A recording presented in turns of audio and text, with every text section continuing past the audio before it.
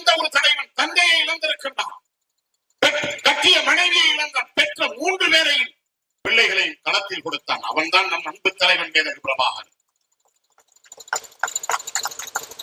இந்திய பெருங்கடலில் 50,000 புலிகளோடு சமாதி அடைந்தானே நம் தலைவன். எதற்காக?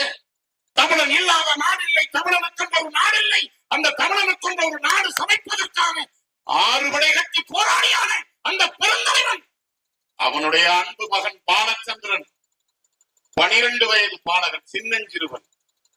அவன் முகத்தை பார்த்தாலே நமக்கு கருணை வடியும், கருணை பொங்கும், கொஞ்சி விளையாட தோண்டும். அந்த அன்பு பிள்ளையை 5 தோட்டாக்கள் துளைத்து செத்து கிடந்தானே.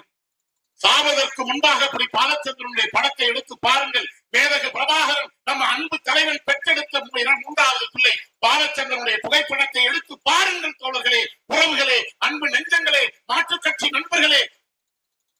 அவனுடைய வெறித்து பார்க்கின்ற பார்வை, எல்லோரும் இப்படி கைவிட்டு விட்டீர்களே,